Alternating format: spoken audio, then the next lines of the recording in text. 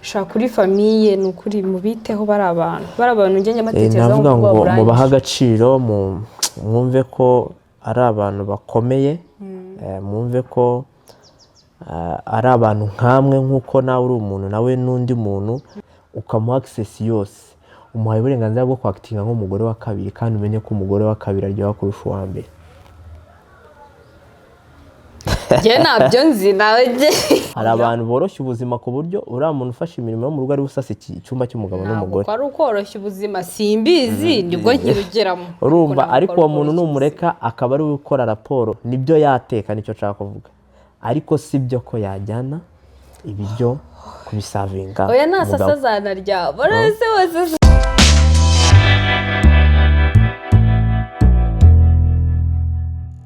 Shalom, shalom. This is the Spiritual Family Ministries. And the news. We live for Jesus Christ and for you. Amen.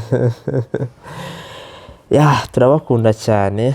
Imana ishimwe ko twongeye kuba imbere yanyu. Ni Imana yabyemeye sibyo sheri.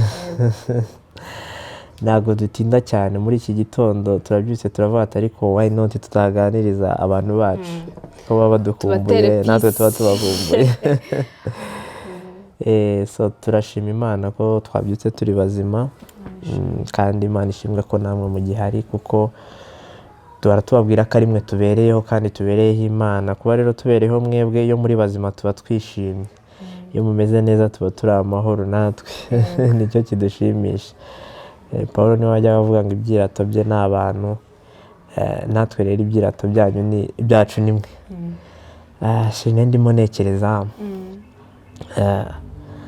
kubera iki iyo y'abagabo tutiriwe mu rugo, iyo tugeze mu rugo dusanga akenshi tuhita tubaza ngo kuki nta kintu tubona mwakoze, ko tubona ibintu byandagaye mwiriwe mu rugo umunsi wose ni iki mwakoze. Ahanini mu bivuga iyo musanze nk'akantu wenda nk'inkweto ngo ntizipanze neza ngo wenda ngo nk'imisego ngirandagaye ari utwo twonyine murebye twiriwe tuzenguruka tiki tiki tiki. Nyine mba nibaza ko mwiriwe mu rugo ni gute umuntu yirirwa mu rugo umunsi wose, umuntu yataha nimugoroba agasanga inkweto ziri mu muryango. Uzi umurimo ukomeye abadamu bagira byonyine circulation bakorera mu nzu yo yonyine wananirwa. Uzi ko utabara inshuro usohoka winjira atoye umunyu ugenda uhagaruka agira muvoma de vaye so nubango muri make mushaka kuba mukora nk'ibirometero ku munsi nubwo muba muri mu nzu. Iriya ni siporo ya mbere ahubwo ubundi mujye muri siporo bwiye. So anyway hari igihe nanjye ndamba niriwe mu rugo nka sheri wanjye nane bakambwira ngo sheri wambare wenda ukanzanira telefone. Nyimara kwicara ndakambwira ati sheri wambare ukanzanira amazi. Izo muvome ebyiri mpita numva naniwe, mpita numva ndambaye nshaka kuba nicariye. None baze twebwe niyo mpamvu namwe iyo mwiriwe mu rugo umunyu ukagaruka, igitunguru ubwo aho ukijyanye ukagaruka, cyo gutekesha gutunganya guhana ahubwo ntabwo tuba turi twenyine aho abagabo wenda turi kuvugana.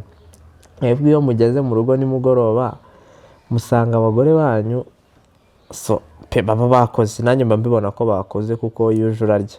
Ariko se mubona umunsi wose biriwe mu rugo ibyo baba bakoze ari byo byari bikwiye cyangwa hari ibindi bintu baba babura kongeraho? Ibihe nyine ikibazo cy'abagabo ntago bita ngo wakoze nk'ibintu byinshi ngo wakoroshye wogeje ibyombo wakubuye araza niba utashashe ahita avuga ko nta kintu na kimwe kiba ku murongo muri urwo rugo, kandi ntarebye ko watetse, ntarebye ko wateguye ameza, ntarebye ko muri salo hasa neza, utashashe gusa ariyo nta kintu wakoze, nta kintu na kimwe kijya kiba ku murongo. Ni ukujya mudushakira password mukamenya ibintu dukunze, mukavuga ati umugabo wanjye yasanze nashashe mu nzu yateguye niyo mu gikoni haba hajagaraye.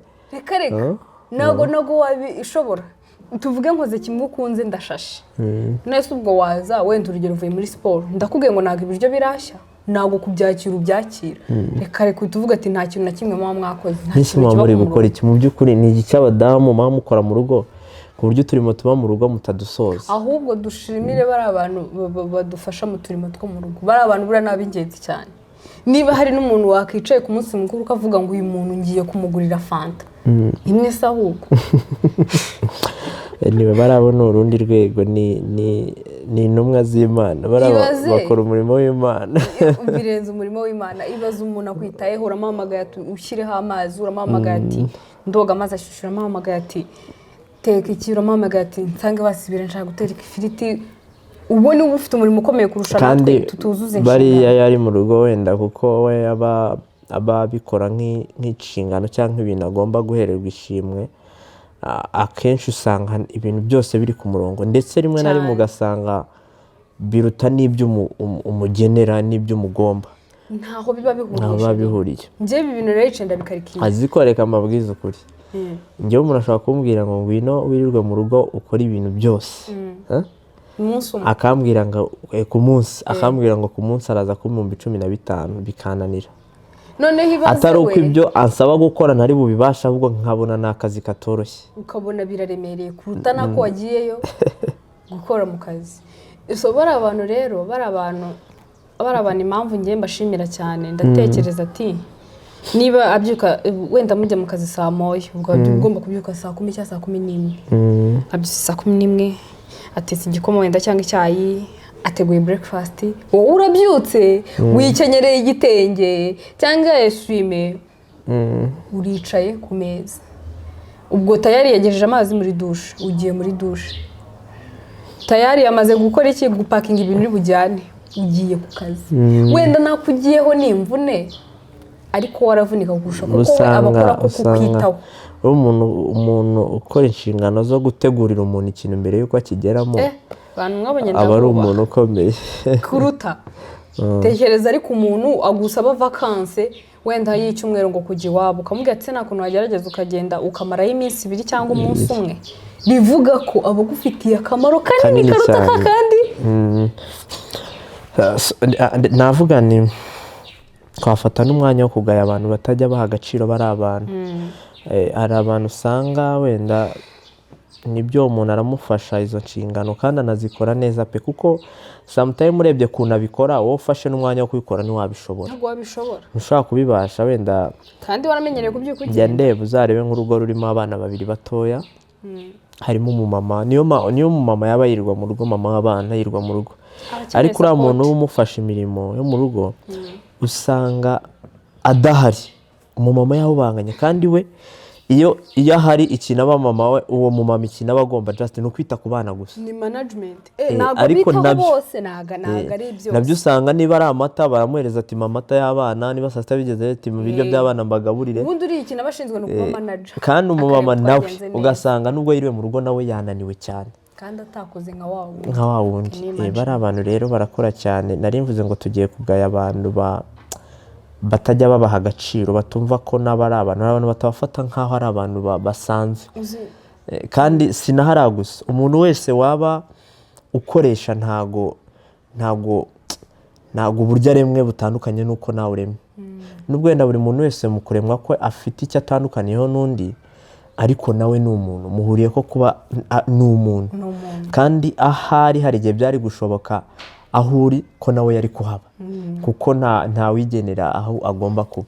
Nkavuga ngo rero umuntu umufata akamukoresha mu buryo butari bwiza, umuntu hari n'ababambura, hari abantu babambura rwose. Uzi njyewe ahubwo buriya njyewe numva wenda nko ku mwaka kuriya dusohoka niwe muntu wakagurira umwenda mushyashya before yo kugurira abana bawe, kubera ko abana bawe aho bageze niwe azi ko. Nabonye uretse hano mu Rwanda, mu bihugu byo hanze uzareba, azi ko usanga uriya muntu arera umwana agakura kugeza bamushyingiye, nawe akaba ahari, ku buryo baranamumuhererekeresha. Aba ari umuntu ukomeye kuri we, ku buryo usanga niwe muntu aba azi kuruta mama we.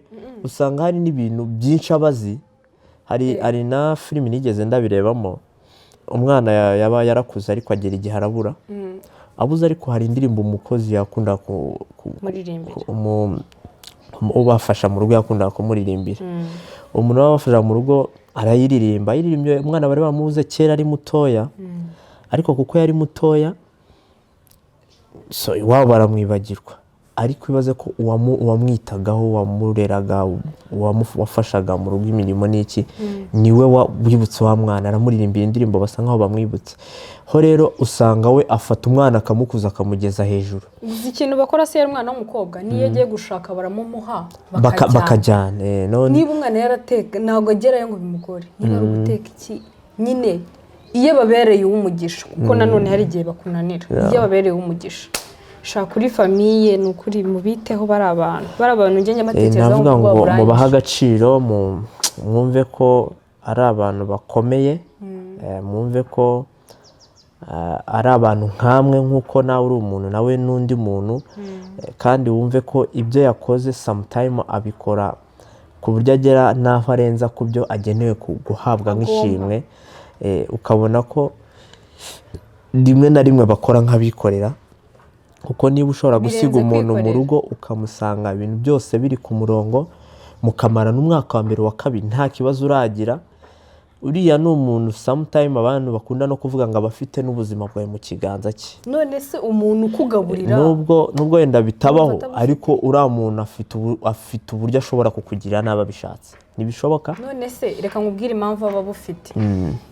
Iyo urwaye nka za ndwara zo mu mwanda, ninde ureba?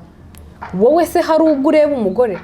Utuma umugore kuri wa muntu umufasha. Bivuze ko niwe ufite ki. Mbese umufashe neza yabikora neza. Umufashe nabi nabyo abishatse yakwangiza. It means tubatware bari abantu, usibye no kuvuga tubatware neza, bakwiye ibyiza kuko natwe badukorera ibyiza. So navuga ngo rero buri muntu wese yumve ko uriya muntu ari umuntu w'agaciro, ari umuntu nk'undi. Ibyo ukorera abana bawe, wabasohokanye wabakoreye iki, ujye wibuka ko nuriya ugomba kubimukorera. Ibyo uha abana bawe, ujye wibuka ko nawe sometime bimugomba, bidahuye n'icyo umugomba buri kwezi, ahubwo ushaka kujya kugura ikintu mu isoko, niba ugurira abana bawe nawe ukamwibuka ukavuga ati reka mwiteho, kuko demowa mwitaho ni demowa nawe agenda arushaho kuvuga ati yisanga mu muryango, avuga ati aha noneho ndi umwana, reka ndushaho gukora, nubwo hari inshingano mfite gukora hano ariko bamfata nk'umwana, bampa icyubahiro ngombwa, nawe reka arusheho. Niyo mpamvu rimwe na rimwe usanga, none se nuzi ko bari abantu, hari igihe nk'ingo ziba zituranye ukumva ngo yavuye mu rugo rw'aha ajya mu rw'ahandi. Kubera iki? Baramuganirije yumva wenda baramubwira ati ariko kwa runaka, bashobora no kutamuganiriza wowe akabihera amaso akavuga ati ariko hari kwa runaka kumba numva batuje, kumba numva ari abantu beza, n'iki yagereranya namwe akabona n'ibihuru ugasanga aragusezera aragiye. Mvuga ko umubare munini w'abari abantu badufasha imirimo yo mu ngo, umubare mwinshi n'uw'abasezera kuruta uw'abirukana. Abenshi ni abasezera ku giti cyabo. Ariko nanone ubonye umuntu atari kugufasha, mukore muri famiye yawe hakiri kare. Bitavuze ko tuvuge nshobora guhamagara kuva ku wa mbere kugera ku cyumweru mfite amayinite. Ese we ntago akenera guhamagara? Uyu famiye ntago ariyo yavutsemo. Hari n'abatabemera kuvugira kuri telefone. Hari abatabemera rwose. Niba ureba filime nawe n'abamubwira ati ntabwo dushaka kutunga telefone. Rwose hari abantu babima uburenganzira kandi barabukwiye pe. Ariko wenda nubwo hari igihe ubikora bikarengera.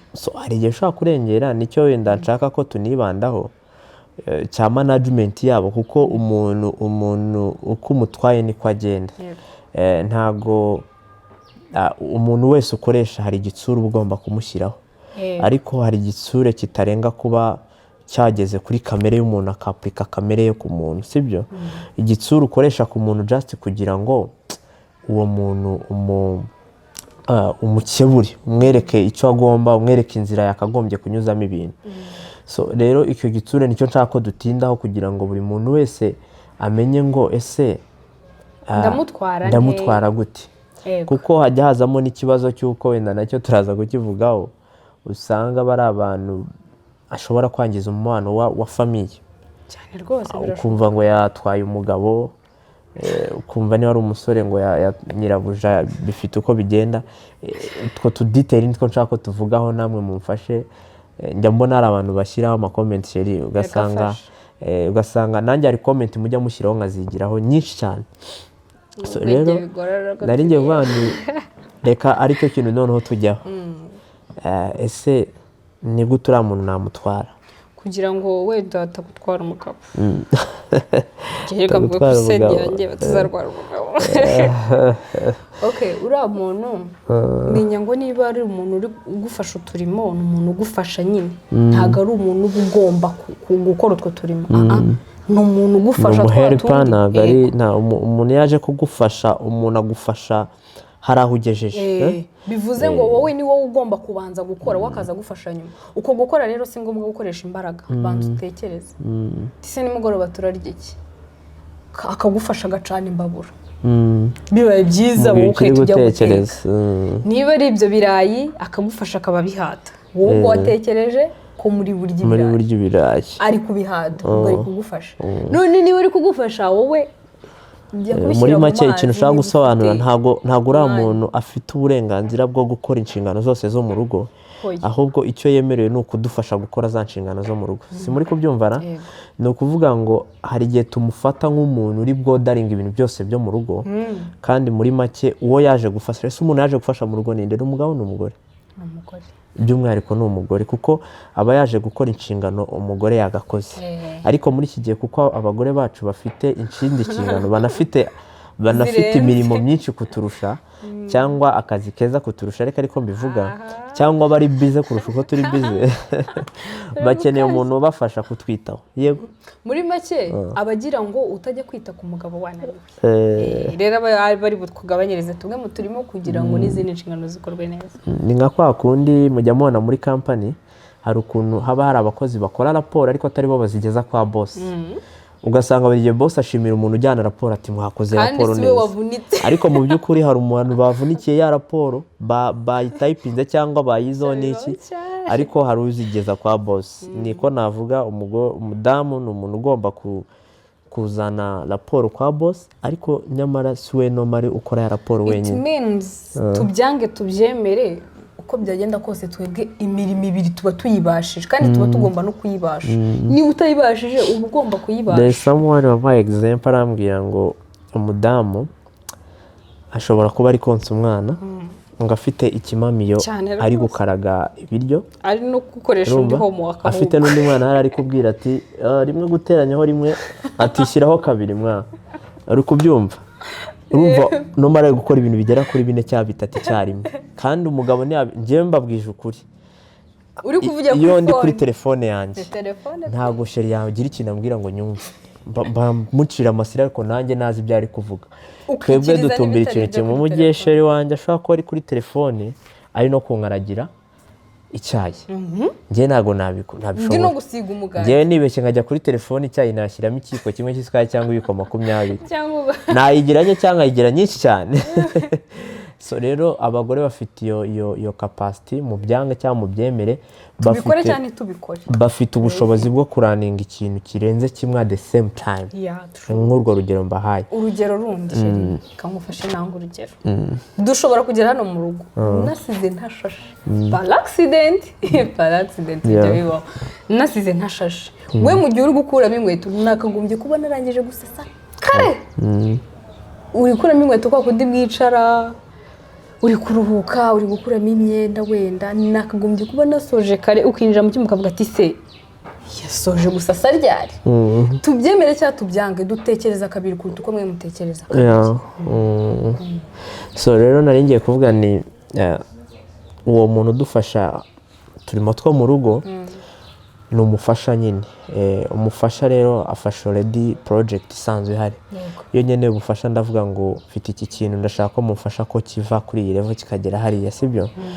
Uriya muntu rero yaje, nari ngiye kuvuga ngo ntago afite sheri wanjye yigeze gukora ka video kera kiri umukobwa, aravuga ngo umugore niwe wenyine ufite inshingano zo kwita ku mugabo we, nta wundi muntu bireba, niwe wenyine mugore bireba.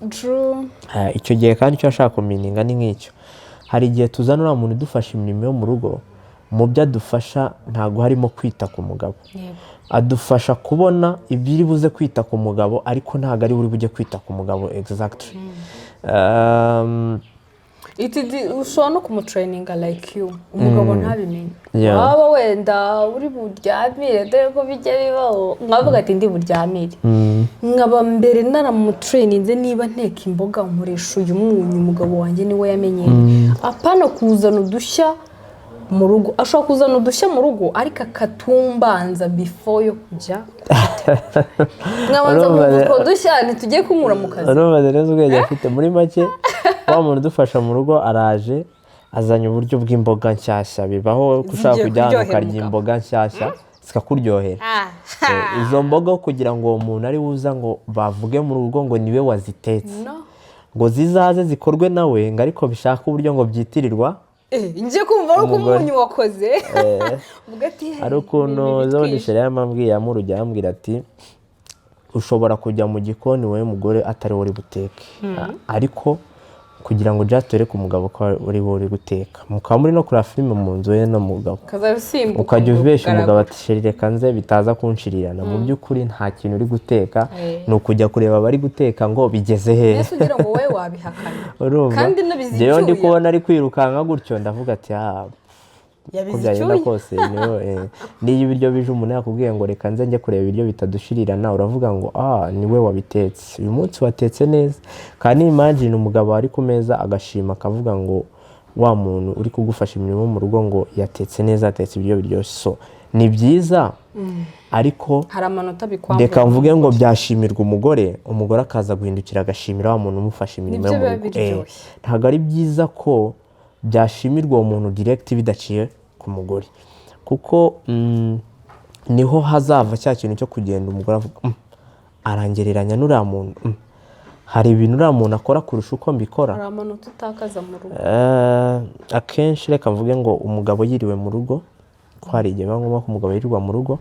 hari ibintu bimwe na bimwe umugore aba agomba gusubirana wenda atajyaga anakora njya mbibona mu mafilime menshi mubona trending ukasanga umugabo ari mu nzu wenda yakoreye mu rugo ari ku mashini cyangwa yicaye mu nzu ari mu bindi ugasanga umuntu ugufasha mu rugo aje gukoropa mu nzu muri salo nibyo yakoropa wenda sometimes umugore ashobora kuba atwite cyangwa afite n'ikindi kintu runaka ariko uwo muntu utaje gukoropa mu gitondo abantu batarabyuka akaba aje mu masaha sometimes umugabo bakunda gukoropa bambaye utumini kandi ngo abagabo twe twambaye umubiri twebwe twambaye umubiri bambaye umubiri so nuvuga ngo rero yaje asa gutyo imbere yawe sometimes bitewe n'uwo uri we na principe zawe hari igihe kubyihanganira bitakunda uyu munsi ukabyihanganira ariko inshuro eshatu bishobora kudakunda kwihangana hari n'abakihangana inshuro eshatu ariko hejuru yazo ntibihangane so the more rero uwo muntu yakitinga gutyo handi hari nk'umugore reka tuvuge ngo umugabo yiriwe mu rugo ariko umugore ntiyagize gute ntiyayiriwe mu rugo agomba gutegura umunsi umugore agomba kubyuka akamenya ngo reka agomba kurara yatanze abyutse se bari kumubwira ngo saa 11 ubu tugeze agomba kurara yateguye order akavuga ngo biragenda gutya na gutya reka tubyange tubyemere twifitemo ubushobozi bwo gukora imirimo ibiri irenze ibiri at the same time njye ni gutekereza tuvuge wenda nk'urugero nk'umugore ashobora kubyuka akavuga ati ariko se sheri nako nimugoroba mugiye kuryama ati ejo urumva ushaka gufata iyo breakfast ese ejo saa sita uzarya icyo urabizi ko umugabo azirirwa mu rugo ukamenya ibintu azarya ejo noneho wowe umugore wawe nk'umugore wabimenya ukagenda ukabibwira wa muntu ugufasha ukamubwira ati mu gitondo uraza gutegura ibi saa sita uzategura bino uri kubyumva sometimes abana bibashije wenda nubwo bikunda kugorana umuntu ari mu kazi ukahamagara umugabo akavuga ati wumvishe breakfast yari imeze gute kuko mbese warayizi unayibwira umuntu uragufasha kuyikora umuhaza ati wenda wamubwira ataraza kumutekera agaspeciale wenda n'icyayi umubwira ati agaspeciale wumvishe kameze gute ushaka no kumushuka amubwira ati kuko nta nubwo ari ukumushuka ati ni njye mubajije ngo byagenze gute ahita yumva ushawa wateguye neza ushaka no kumubwira arabizi wenda ko utahiriwe mu rugo ariko ushaka kumubwira ati ni njye wamubwiye ko natuvangavanga twumvisha wenda sometimes birazwi ko nshobora gushaka umugore sibyo cyane undi muntu yashaka umugore ugasanga umugore ntazi guteka si bibaho se konshi ugasanga ntazi guteka kandi mukajya no gushaka umuntu uzabafasha papasi yo kumushaka ari ukugira ngo abafashe muri ubwo buzima kuko muri kubona wenda umugore ntazi guteka. Okay, ashobora kuba atazi guteka ariko agomba gutegura ibyatetse. Nyine ikintu erega ibintu byose ntabwo tubizi. Niba ntazi gufura ngomba kwiyadapta imyenda yafuzwe nkamenya ngo nayanuye ndetse nanayizinze. Reka tuvuge ko nibyo utabikoze ariko ukamakinga sure yabitswe gute iteye ipasi. Umugabo sometimes ushaka kubyuka nkavuga ati ndashaka kwambara ishati ya shokora, kandi imagine ngusabye ishati ya shokora ukajya kubaza wa muntu wafasha mu rugo ngo ese ngo ya shati ya shokora y'umugabo wanjye iri he, hariya uyita winyabyo ugenda wiruka ngati kanze gatoya utuntu turi kumfana ndaje nyikurebere ukabikora niba utanabizi rega ntabwo ibintu byose twabimenye. Niba ibyo kazi mfite kugira ute niba ari ibyo k'abagore mu tunyanganya tuba tugomba gutekereza nk'intambwe 5 mbere yanyu kuko tuvuge nk'uko nicaye nzi ikiri butekwe n'ijoro kizatekwe ejo mu gitondo breakfast bafata n'ejo saa 7 ndakiza. Bivuga ngo nagarukwirirwa mpanga ibintu birebire mu gihe icyo gihe niba mbizi mba ngomba gutegura none ejo tuzambara iki. Ese kirateguye niba ntakizi ngakubaza ati twakambara iki nkarara ngiteguye mu gitondo. Rero mufata ingingo imeze gutya mumenye ko umuntu yaje kugufasha ntabwo yaje kugukorera. Iyo rero umuntu aje kugufasha hari ibyo agomba gukora ariko aho raporo ijya ntabwo ari ugomba kuyigezaho.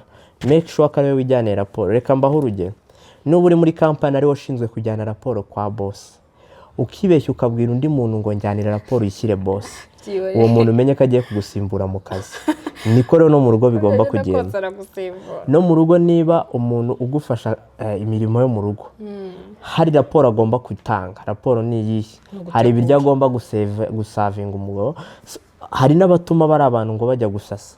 Reka nkubwire ukuntu bigenza ngo hari abantu boroshya ubuzima ku buryo uriya muntu ufashe imirimo yo mu rugo ari busasa icyumba cy'umugabo n'umugore. Ntabwo ari ukoroshya ubuzima simbizi nibwo nkirugeramo urumva, ariko uwo muntu numureka akaba ari gukora raporo wakajyanye kwa boss, mbese icyo ugomba guha umugabo wawe akaba ari ukimuha. So nibyo yakora raporo, nibyo yateka, nicyo nshaka kuvuga, ariko sibyo ko yajyana ibiryo kubisavinga. Oya nasasa zanarya barese wose.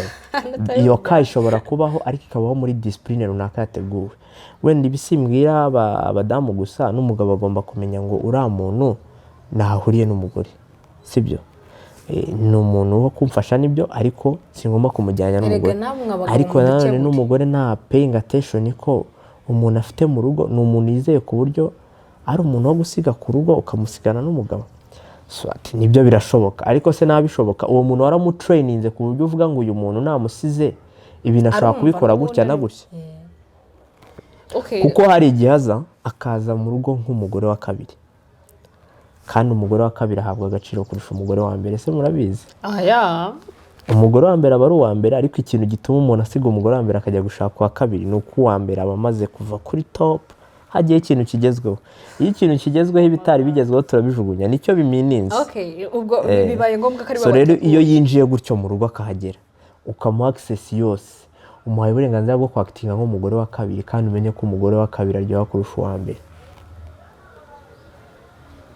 Je nabyo nzi nawe nibyo ikintu kivuye kuri pose biba bisobanuye ko hari ikindi kigezweho kigiye kugisimbura. Sheba barera urayicyambere ukajya ku cya kabiri. Reka nkubwire ikintu murushaho ubwenge. Tuvuga urugero waryamereye we yanashoje guteka ategereje ngo ugiye gutegura, yita umwandikira ka message cyangwa umuhamagare muri mu burire, rega birashoboka umugabo ntanabimenye ategure. None wowe winyabye beshya wiborosa ugira ute, kumbe bamaze gutegura kare. Bwira umugabo ati karibu ku meza. Ntabwo ushoboye gutegura ariko abikoze muri discipline ku buryo bashobora no kugutegurira ariko akaba ari utanga karibu. Sibyo conscious bashobora gutegura ariko ntago uramuntu ari ugenda avuge ngo boss karibu ku meza. Kadusoza ikiganiro cyacu. So ndibaza rero mwatubwira muri comment mugende mudusangiza ese mwebwe mu rugo bimeze gute, ese hari ka mugende mudusharinga kuri iyo experience, hari ka mwagiye muhura nazo z'abo bantu baje mu rugo bagashaka kwakitinga nk'abagore ba kabiri, mbese bagashaka kujya mu mwanya wanyu nk'abamabuja. Ariko nanone tukagaruka ko la majorite abenshi n'abeza ahubwo rimwe na rimwe akaba ari mwe mu bahindura babi, kuko uriya muntu hari igihe aza afite papasi yo kwishakira amafaranga no gukora, ariko akaza ukamugorera ubuzima, ukamwicira ubuzima, kandi uriya muntu aba ari mu biganza byawe ngo umuhindure ubuzima, abaje kugira ngo ashake umuntu wamukura ku rwego rumwe amushyire ku rundi rwego. Iyo aje rero ahubwo n'urwara ari ukaruhananura ukamusubiza hasi, hari igihe nawe ahita agira intego cyo akavuga niba unkoreye reka noneho nanjye duhangane, reka nkwereke ko nanjye hari icyo nshoboye, ntabwo ngurira amayinite kamwereke niba ntabwo inyanya z'ijana mubatreatinga, mubahe keya nk'izo mugomba abana banyu, mubahe keya nk'izo mugomba abandi bantu mubana, kuko ni abantu bakomeye, kuko baba baje mu nshingano, ni abantu b'agaciro. Rero mushaka uburenganzira bwabo, mbese turi kubasabira uburenganzira bakwiye mu rugo, ariko nabo tukabasabira kwakitinga nk'abafasha, bakitinge nk'abafasha, ntibakitinge nka mwenyewe, sibyo? Yesu Kristo niwe wavuze agiye kugenda ngo mbasigiye umufasha, sibyo? Kuba dusigiye umufasha hari icyo tuzakora kugira ngo umuntu aze kukidufashamo, ntabwo umufasha aza ngo akore byose. Niyo mpamvu n'ijambo ry'Imana rivuga ngo imuremere umufasha umukwiriye. Imana ishimwe. So umufasha umwiriye ni umuntu uje kumfasha mu byo nakoraga, hari icyo nakoraga ariko ntagipafomingaga neza, uwo muntu umwiriye rero aje kuzuza icyo kintu. Iyo rero atankwiriye noneho abaje no guhubura cya kintu, niyo mpamvu hari abo bijya byanga, ariko umufasha ugukwiriye ni umuntu uje gufasha bya bintu. Rero ijambo umufasha Imana rivuze rivuga ku mwuka we, rivuga ku mugore, umuntu aza gufasha umuntu mbere na mbere uhari, kandi hari ikintu uwo muntu yakoraga ariko baje kumushyigikiramo.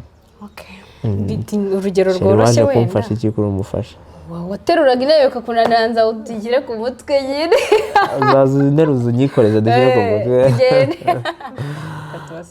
So rero turabakunda cyane, sinzi impamvu icyo kije ariko mukiteho, tubabwira ko tuba turi mu murimo w'Imana, mubizirikane, tubereho mwebwe n'Imana, hari impamvu Imana yatumye rero uyu munsi tubivugaho.